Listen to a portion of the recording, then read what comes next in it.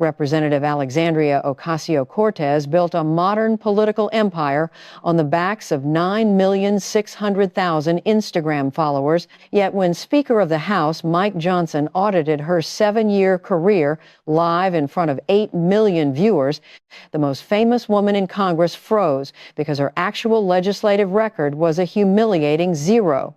There were 0 major scandals on her ledger, perhaps, but there were also 0 laws passed under her name. Over the span of 7 years, while collecting $1,200,000 in taxpayer-funded salary, she introduced 42 pieces of legislation, and not a single one ever reached the desk of the president. This is the tragic reality of modern political theater, where we elevate digital influencers to the halls of power and expect them to do the tedious work of governing. Mike Johnson, a former school teacher possessing the most deliberate and inescapable drawl in Washington, decided it was time to grade her paper on national television. He bypassed the usual partisan mudslinging, ignoring the private jet controversies, skipping over luxury hotel rumors, and throwing out the standard political attack manual entirely. Instead, he simply cracked open a publicly available GovTrack congressional scorecard and read the raw, unvarnished data line by line. Every single metric hit 0. You cannot reframe a mathematical 0.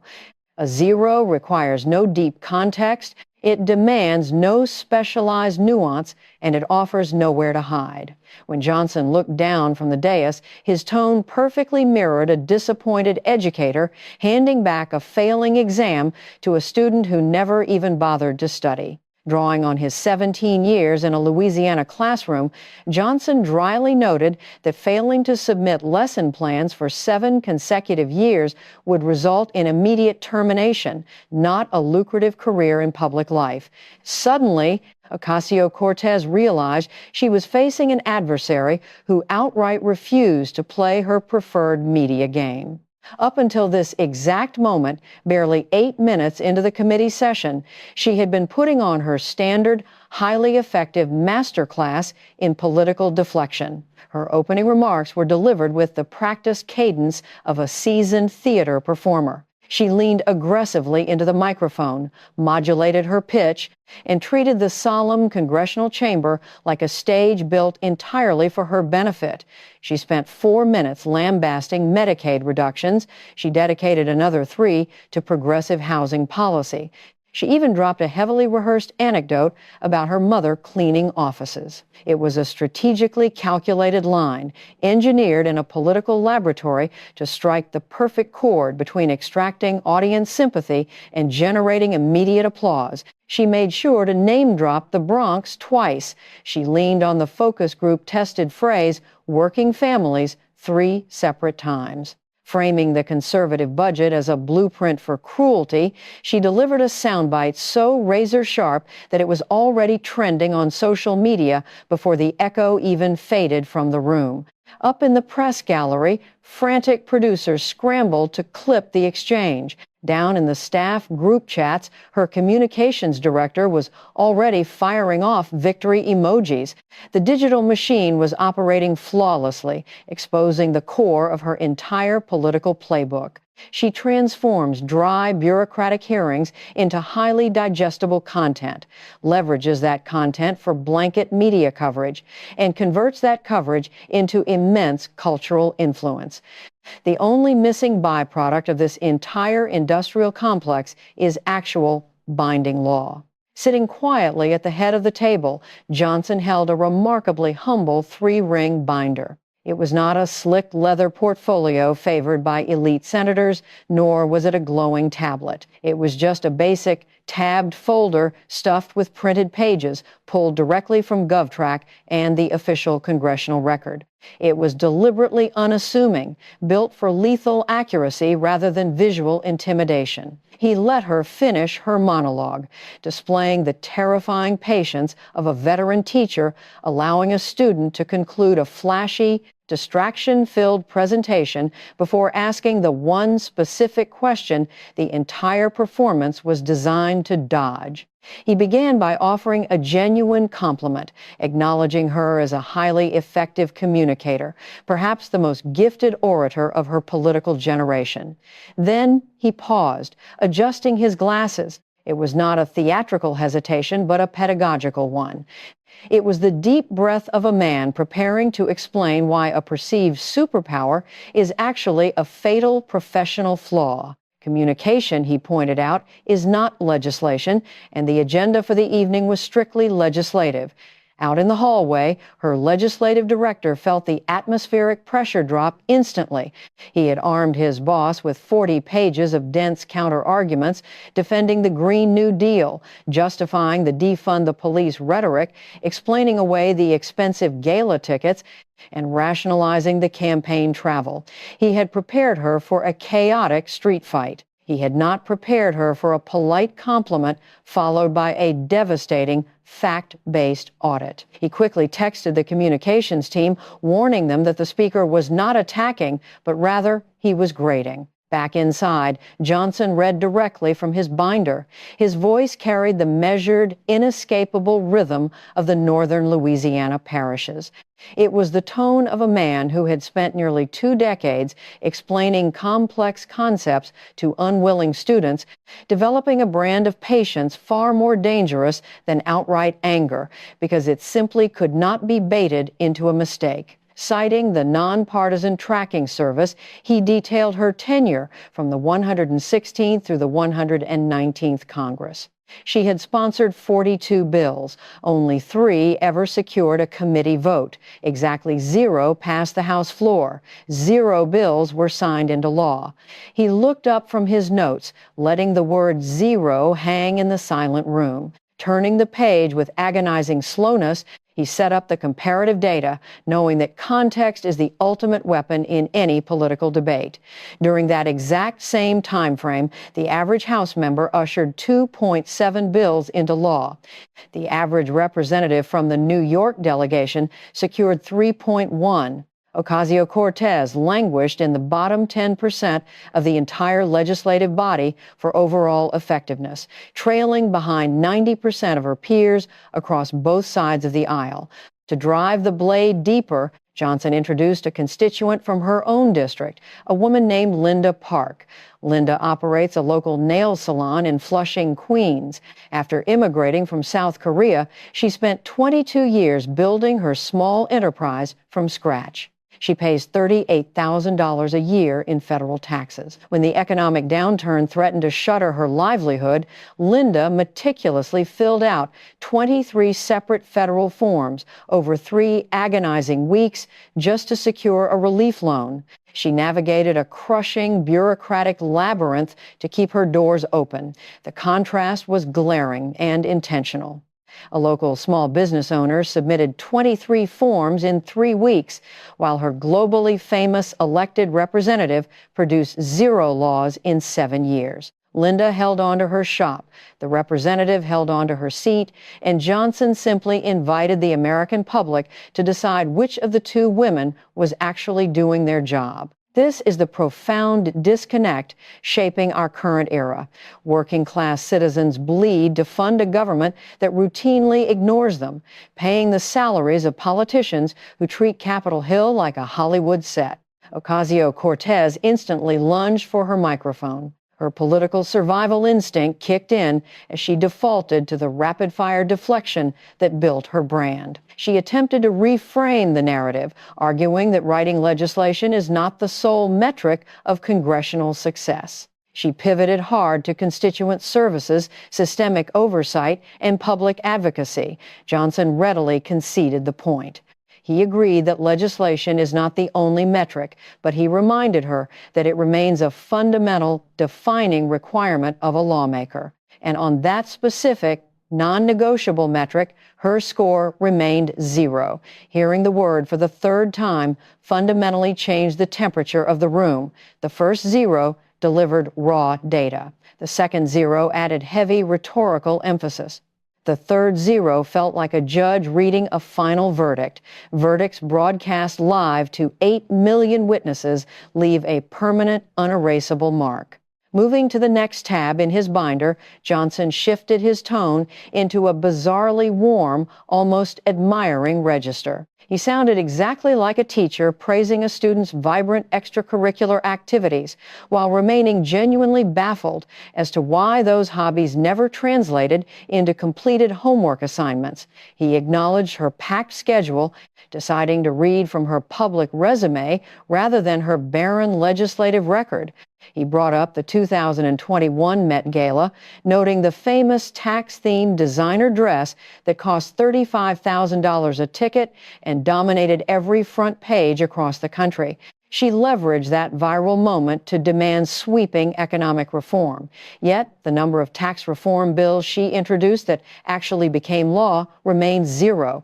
He moved to her 2022 arrest outside the Supreme Court during a major demonstration. The iconic image was broadcast on every major network, used as a rallying cry to codify federal protections.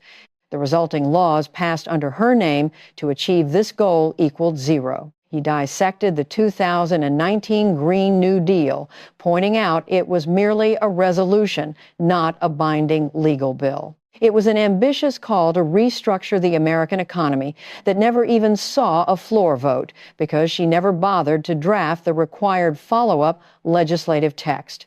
It was, in reality, a glorified press release attached to a catchy slogan. He then highlighted her anti-oligarchy tour, a sweeping 23-city campaign involving private jets that generated unprecedented mountains of social media engagement. The tangible legislative yield from that massive cross-country tour was, once again, zero. Closing the folder, Johnson laid out the cold, undeniable reality. High-profile galas, street protests, national tours, and viral internet videos are the essential tools of a digital influencer. He clarified that there is inherent value in influencing public opinion, but influencers do not draw a $174,000 salary from the federal government.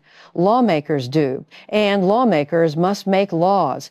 He deployed another heavy, calculated pause, forcing her to digest the critique before delivering the final blow. The voters of New York did not send an influencer to Capitol Hill. They sent a legislator, and she had given them nothing tangible in return. Ocasio-Cortez visibly tensed, showing a rigid, full-body tightening rather than the subtle grimaces favored by establishment politicians. She had weathered countless attacks from traditional political enemies, parrying every insult with ease.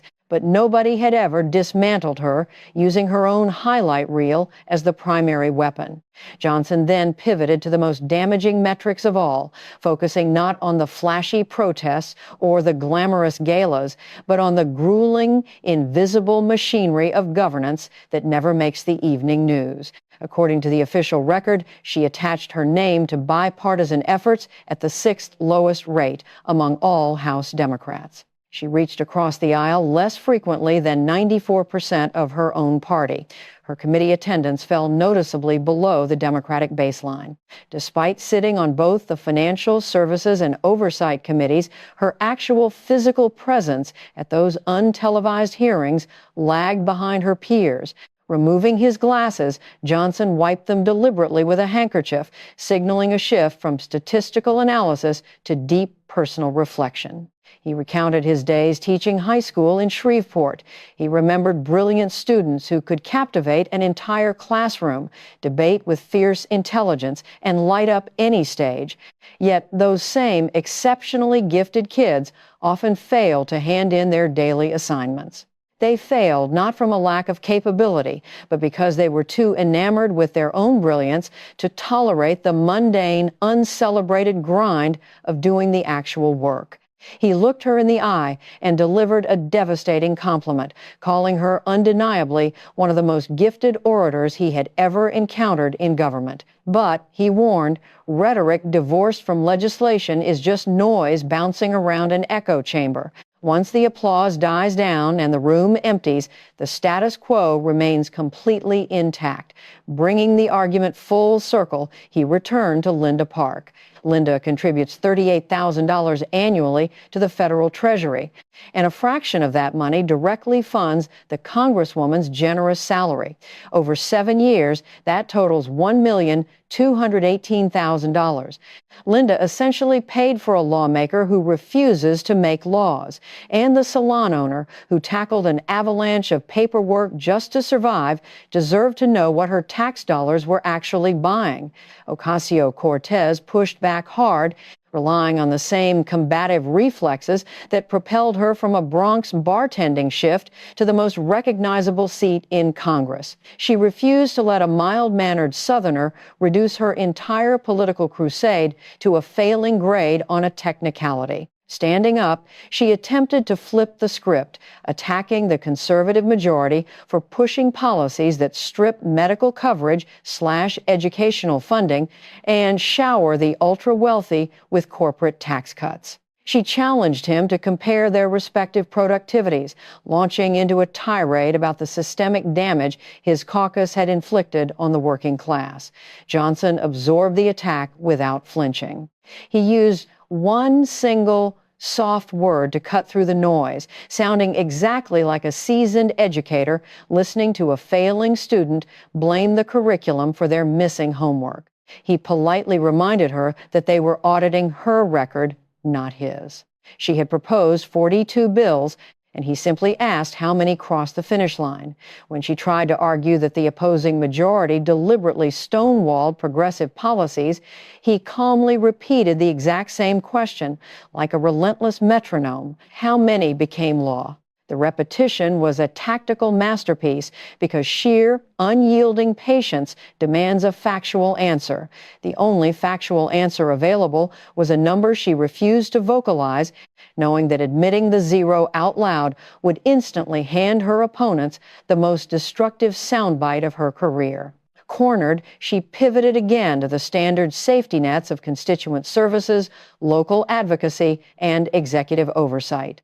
While technically part of the job description, framing these secondary duties as a primary defense while dodging a massive taxpayer bill sounded glaringly hollow. It played out like the political equivalent of proudly displaying a participation trophy while actively avoiding the actual game. Johnson nodded with devastating empathy, signaling that he heard her excuses but fundamentally rejected the premise. He reiterated his teaching background, noting that if he had neglected his core duties for 7 years, he would not have faced a mere performance review. He would have been swiftly terminated. The taxpayers of Shreveport did not compensate him to simply be passionate about academics. They paid him to teach. By the exact same logic, New York taxpayers fund her seat so she can legislate. He respectfully pointed out the critical difference between talking about change and enforcing change, highlighting the fundamental divide between putting on a performance and executing a profession. Her social media channels and gala appearances were masterfully produced entertainment, captivating millions. But entertainment does not rewrite the legal code. The committee room descended into a heavy, profound silence, the kind of quiet that stems from collective realization. Everyone present had spent the last 7 years consuming her viral moments, arguing over her sound bites, and reacting to her massive digital footprint. Yet until a former teacher from Louisiana stripped away the noise, nobody had bothered to ask what all the fame was actually achieving. The clips generated attention. The attention bred influence. The influence was simply fed back into the machine to harvest more attention. It created a closed-loop system of celebrity that produced absolutely everything except the one deliverable she was hired to provide. When Ocasio-Cortez finally spoke again, the booming, authoritative voice that routinely commanded rallies and dominated cable news was entirely gone. It was replaced by a much smaller voice, forced to answer a question about her concrete actions rather than her ideological stances. She rattled off a desperate list of co-sponsored initiatives, minor committee amendments, signed letters, and caucus memberships. She delivered the frantic inventory of an employee padding a resume with trivial tasks to mask the glaring absence of primary achievements. The entire chamber recognized the deflection for what it was. It was a desperate attempt to offer up minor accolades to cover up a massive structural failure. Johnson offered no further rebuttal. He simply closed his binder, laid it flat on the desk, removed his spectacles, and folded them neatly on top. He executed the quiet, methodical movement of a teacher who has finished handing back the failing grades and is now just waiting for the dismissal bell. Over on the sidelines, Tomas Vega stared at a frantic text from the digital team warning that the zero metric was spreading like wildfire and they desperately needed a counter-narrative. Vega had nothing to offer because a stark mathematical fact pulled directly from the congressional archives cannot be spun. The very same databases the Congresswoman used to attack her rivals had just exposed her own empty ledger. Within 3 days, 2 specific clips amassed a staggering 33 million views across all platforms. The first clip highlighted the 9 seconds of dead air following Johnson's question, capturing her inability to answer before he ruthlessly repeated it. That raw, unedited exchange racked up 24 million views alone. It dominated the digital space because of its cruel simplicity. It featured a direct question, a painful silence, and a calm repetition stripped of partisan screaming or manufactured outrage.